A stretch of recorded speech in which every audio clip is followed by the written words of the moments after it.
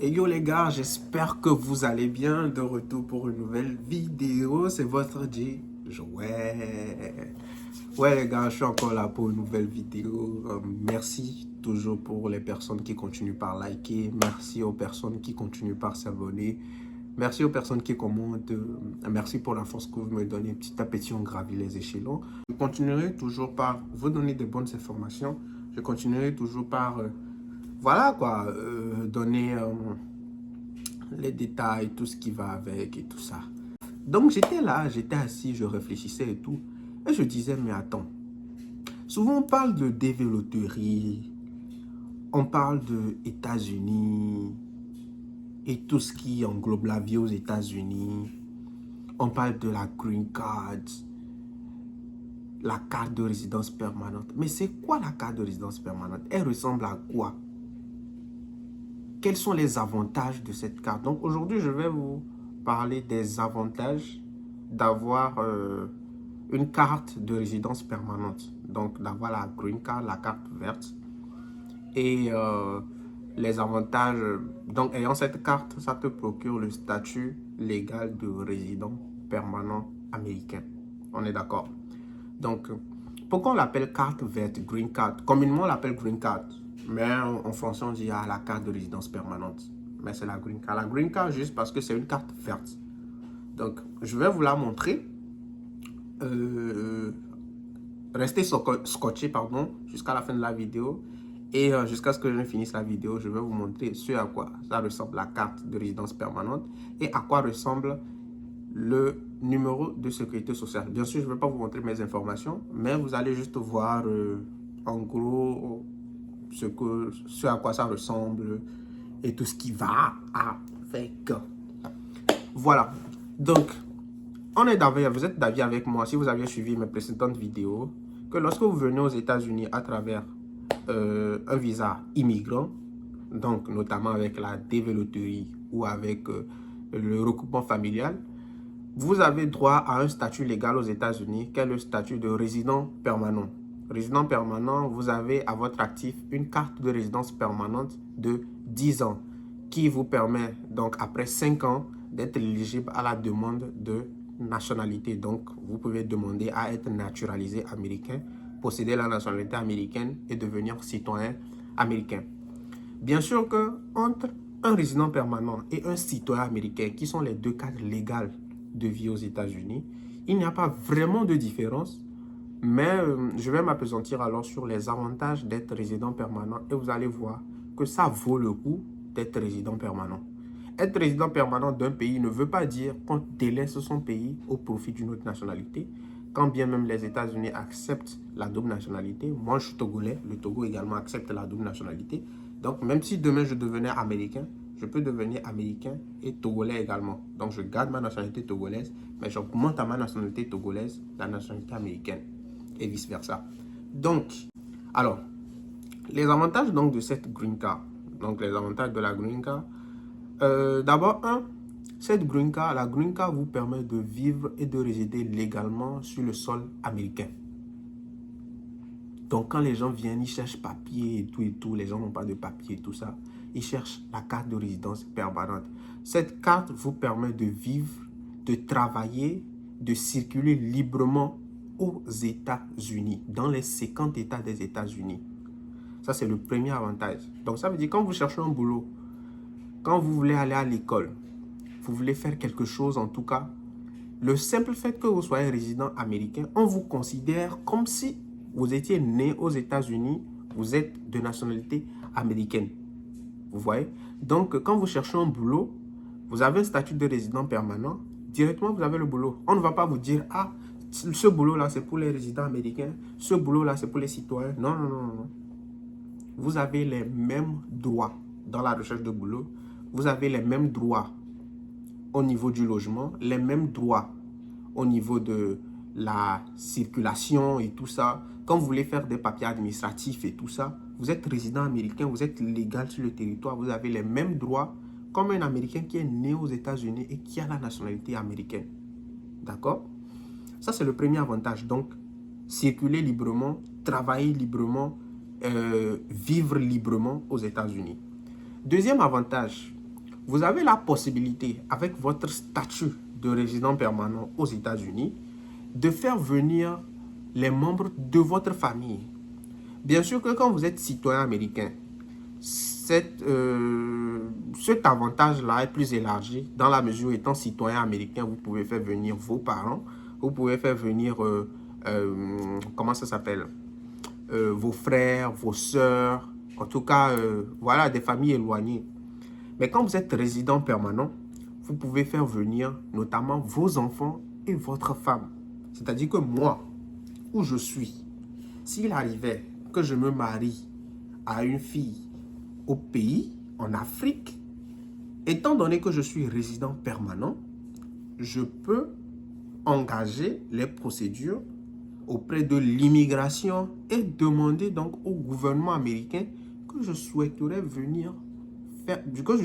faire venir ma femme sur le sol américain pour qu'elle également puisse jouir du même statut que moi et être libre. C'est zo, c'est pas zo. Ah, c'est zo. C'est zo. Donc voilà un autre avantage. Voilà le deuxième avantage, la possibilité de faire un regroupement familial pour ses enfants et pour sa femme. Pour le moment, voilà l'avantage qui est relié au niveau du regroupement familial pour le résident permanent. Mais quand vous êtes citoyen, c'est plus élargi. On est d'accord. Troisième avantage, la facilité d'accès à plusieurs pays. On est d'accord avec moi que il y a certains pays, en tout cas avec nos nationalités africaines, pour avoir accès à ces pays, il faut faire des procédures de visa. Et ces procédures de visa sont vraiment des casse-têtes. Voilà, sont vraiment des casse-têtes. Vous avez les gens même ont beaucoup d'argent en Afrique, ils souhaitent même faire des vacances dans certains pays, mais souvent ils n'ont pas le visa. Mais avec le statut de résident permanent américain, vous avez une facilité. Quand je dis une facilité, c'est que quoi? Il y a même certains pays où vous n'avez même pas besoin d'avoir le visa pour y aller. Je vous donne 3 différents pays. Le Canada, le Costa Rica, le Mexique, even même la Jamaïque. Ces pays-là, ces 4 pays en tout cas, il y en a plein. Mais ces 4 pays, par exemple, que je viens de vous citer, étant résident permanent américain, vous n'avez pas besoin de visa. Vous prenez le passeport de votre pays, vous prenez votre carte de résidence permanente, vous achetez votre billet d'avion, vous vous rendez à l'aéroport et vous voyagez.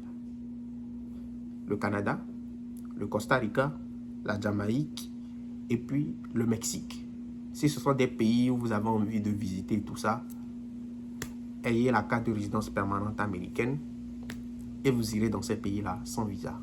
Maintenant, si vous voulez aller dans des pays comme l'Europe, comme la France, la Belgique, en tout cas les pays de l'Union européenne et tout ça, là par exemple, vous n'êtes pas encore citoyen américain. Être citoyen américain, ça t'exempte, le fait d'avoir le passeport américain t'exempte de visa pour tous les pays de l'Union européenne. Mais comme vous êtes résident permanent, la procédure de visa ne sera pas si compliquée comme si vous étiez, comme quand vous êtes dans votre pays et que vous voulez y aller.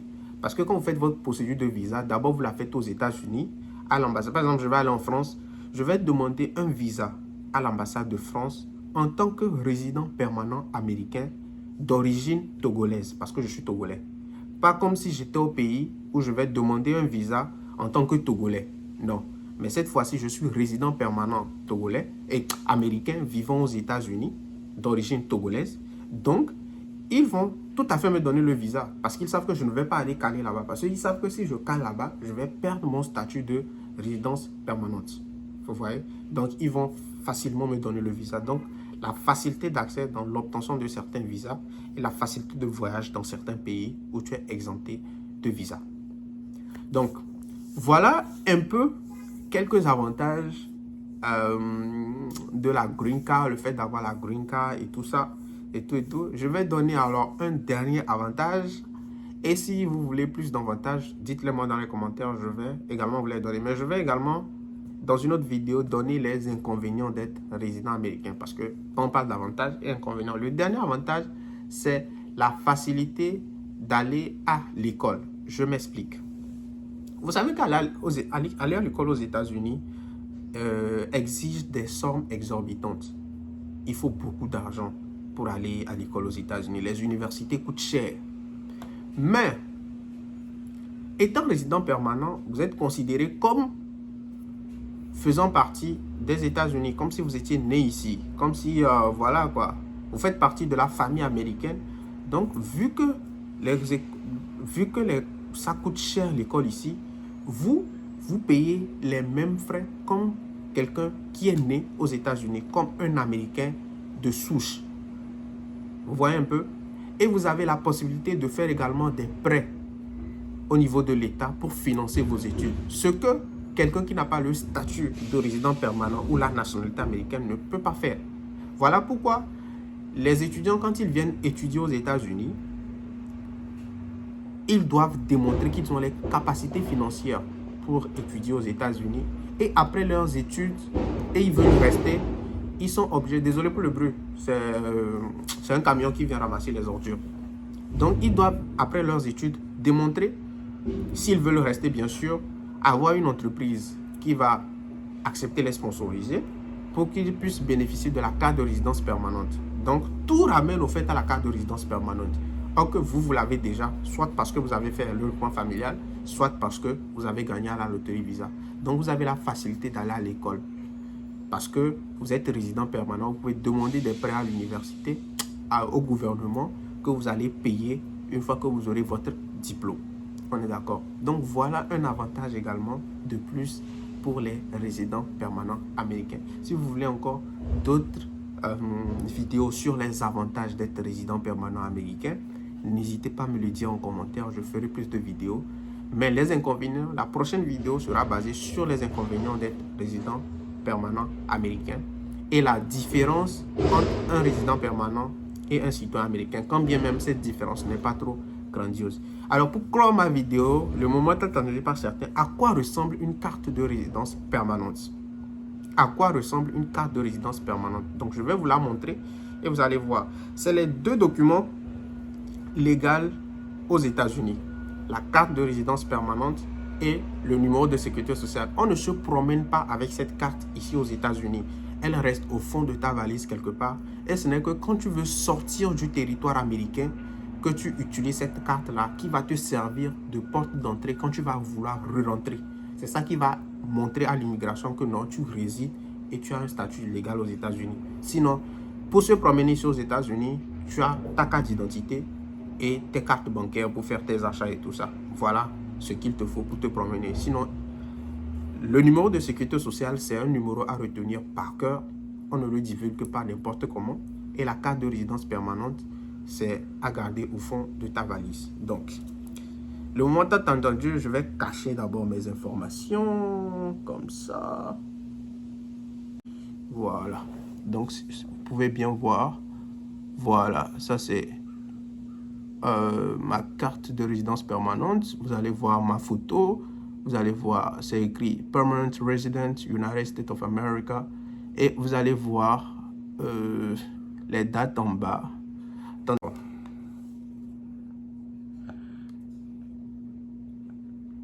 Bon. Bref, donc c'est ça. Donc voilà la carte, voilà le derrière. Donc c'est cette carte qui me donne le statut de résident permanent. Et là maintenant, je vais vous montrer ma carte de sécurité sociale. Donc ça c'est ma carte de sécurité sociale. Oh shit. Vous allez voir Social Security. Donc j'ai mon numéro de sécurité sociale là-dessus. Voilà les deux documents qui m'octroient le statut de légalité aux États-Unis. Donc voilà, j'espère que vous aurez aimé la vidéo et tout ça. Je ne pouvais pas vous montrer mes informations. Il y a des informations très personnelles que je ne peux pas montrer à l'écran et tout ça. Donc voilà, merci de m'avoir suivi et puis on se capte une prochaine fois pour une autre vidéo. Sur ce, ça, portez-vous bien. Dieu bénisse le monde, Dieu bénisse l'Afrique, Dieu bénisse les États-Unis.